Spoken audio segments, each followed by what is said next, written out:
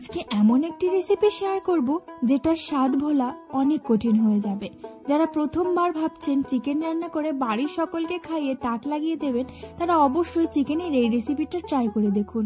ঘরোয়া সহজ উপকরণ দিয়ে বানানো চিকেন আর আলুর লাল ঝোল, যেটা খেতে এত সুস্বাদু, এটার স্বাদ ভোলা অসম্ভব। খেতে ভীষণ ভীষণ ভালো লাগে আর খুব সহজ বানানো। তাই অবশ্যই একদম আমার সঙ্গে ভিডিওটি শেষ পর্যন্ত দেখতে থাকুন কতটা সহজ রেসিপিটা বানানো। লাগছে পেঁয়াজ, রসুন, টমেটো, এইদিকে আদা, জিরে আর রসুন বাটা ছিল, চিড়ে রাখা ছিল কাঁচা লঙ্কা।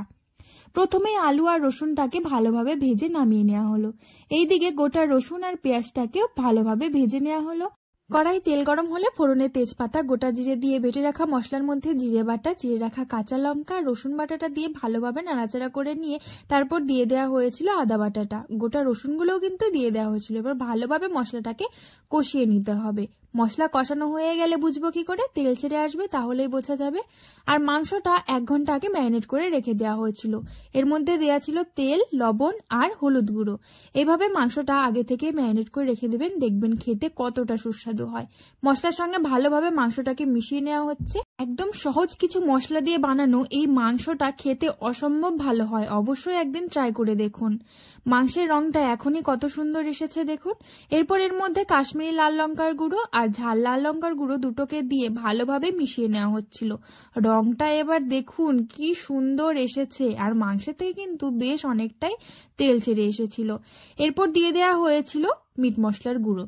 ব্যাস, এরপর ভালোভাবে সমস্ত কিছুকে মিশিয়ে মাংসটাকে কষিয়ে নিতে হবে।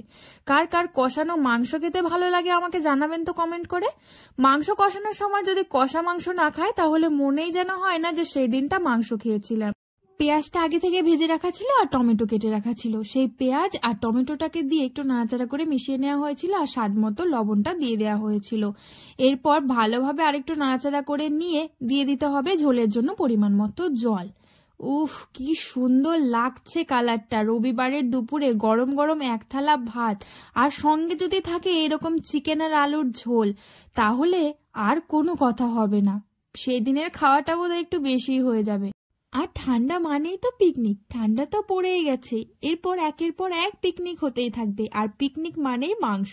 তাই এইভাবে খুব সহজে বানিয়ে ফেলতে পারেন সেই পিকনিকের জন্য চিকেন কষা। কতটা সুন্দর হয়েছে দেখতেই পাচ্ছেন। ঝোলটা ফুটে গেলে নামিয়ে নিলেই তৈরি হয়ে গেল একদম লাল লাল ঝাল ঝাল চিকেন। এরপর বাটির মধ্যে পরিবেশন করুন আর 1 থালা গরম ভাত নিয়ে বসে পড়ুন। খেতে দারুণ লাগছিল। চিকেনটা বেশ সুন্দরভাবে সেদ্ধ হয়ে গেছিল, সঙ্গে আলুগুলো। আর চিকেনে গোটা রসুন খেতে কিন্তু আমার ভীষণ ভালো লাগে। আপনাদের কার কার ভালো লাগে সেটা আমাকে অবশ্যই কমেন্ট করে জানাবেন।